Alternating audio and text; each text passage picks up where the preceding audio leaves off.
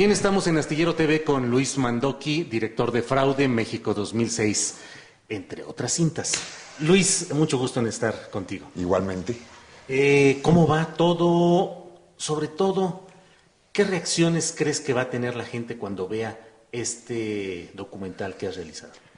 Pues yo tengo mucha curiosidad de ver eso, ¿no? O sea, realmente pienso que hay tres tipos de público. Uno es el público que está convencido de que hubo fraude. Otro el público que duda, que ha oído, que no sabe, que quiere saber.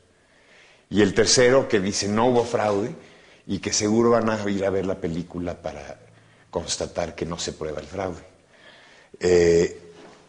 Yo pienso que, es una película que realmente pone los hechos en la pantalla, ¿no? O sea, es una película que muestra lo que sucedió y cómo sucedió y por qué sucedió. Entonces, la intención es que la gente la vea y que se forme su propia opinión después de verla. Sobre todo en un momento en donde, pues en nuestro país, sobre todo en los medios televisivos masivos, como son Televisa y TV Azteca, pues no se habla de esto, ¿no?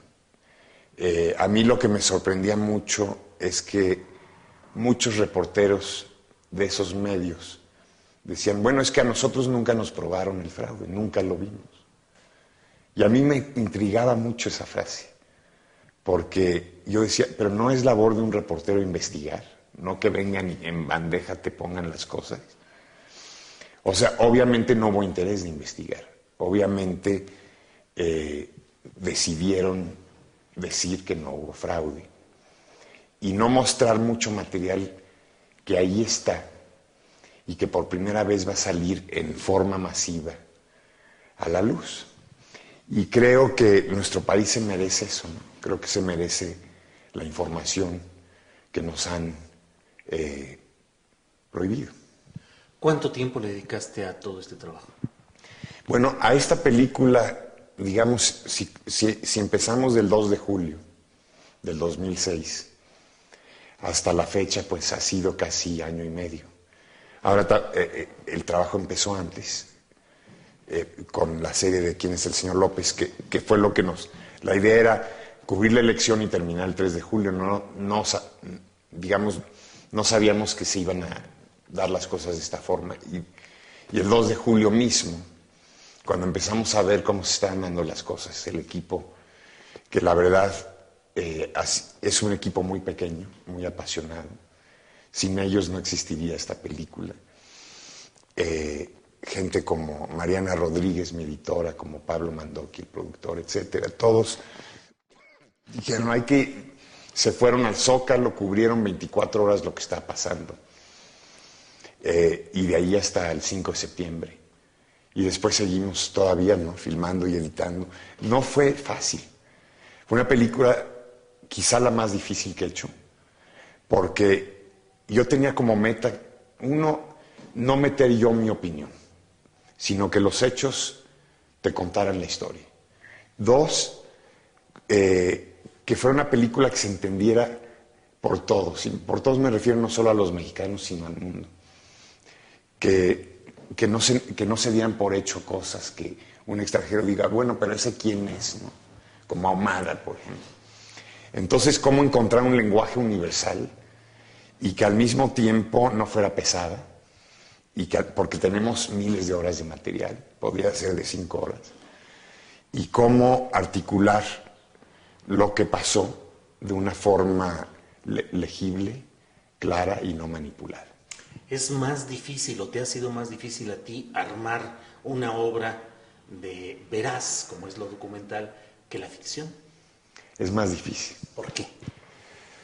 Porque ¿Tienes que ajustarte a los hechos exactos o cuál es la...? Bueno, es que con la ficción el reto es un guión. Cuando lo cuajas, entonces ya es cómo realizarlo, ¿no? Aquí no hay, digamos, no hay una historia escrita. La historia se va escribiendo cada día. Entonces, tienes que estar alerta para captar con tus cámaras esa realidad. Por ejemplo, la gran virtud del documental es todo el material que sale de los distritos. Que cuando viene el 2 de julio y anuncian el conteo del 5, yo por internet mando un anuncio a la gente del país que por favor vaya a cubrir con sus cámaras caseras los conteos. Y dije, bueno, si cubrimos 10 distritos, pues a lo mejor algo sale. Para mi sorpresa, porque les doy la dirección a dónde mandarlo, etcétera, el instructivo de viaje, ¿no? Y nos llegaron más de 3,000 horas de grabación.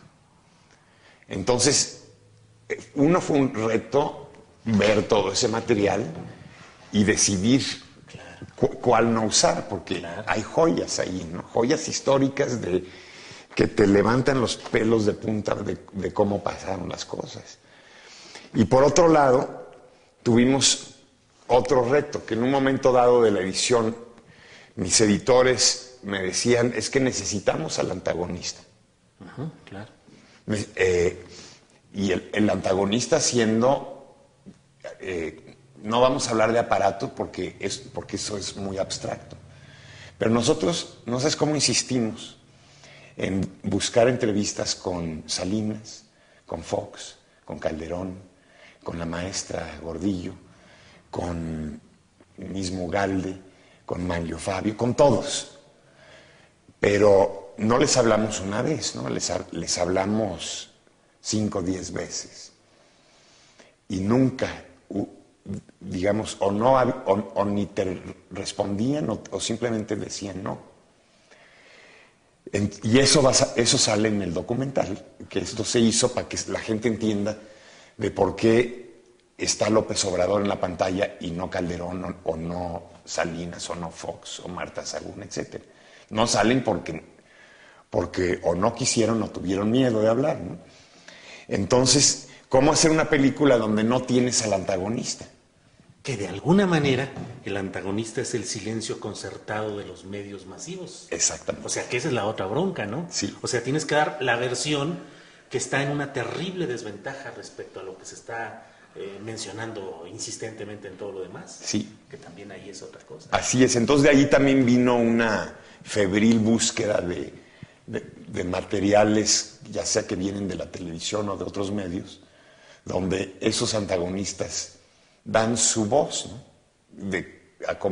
Como la dieron.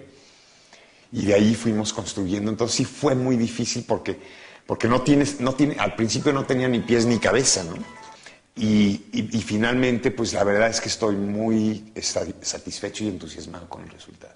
Pero de lo que dices es obvio que hay una especie de necesidad de los mexicanos de documentar y difundir las cosas que les suceden y que no son transmitidas en las grandes pantallas. Porque estás hablando, me dices, que miles de horas de gente que envió material. Así es. O sea, a mí lo que me sorprendió fue esa movilización, como tú dices, esa necesidad de las tripas de que las cosas cambien. Incluso me contaban, me hablaban el día del conteo, porque les pusimos líneas telefónicas porque pronto era una inundación de gente que quería participar. Y ya estando en los distritos nos hablan, por ejemplo, y nos dicen, no nos están dejando entrar. Ahora, lo curioso fue que llegaban y no los dejaban entrar, el ejército les decía, ¿y ustedes de dónde vienen? Decían, somos del equipo de Mandoki. Y entonces, entonces pasen. Y los que nos ayudaron fueron el ejército.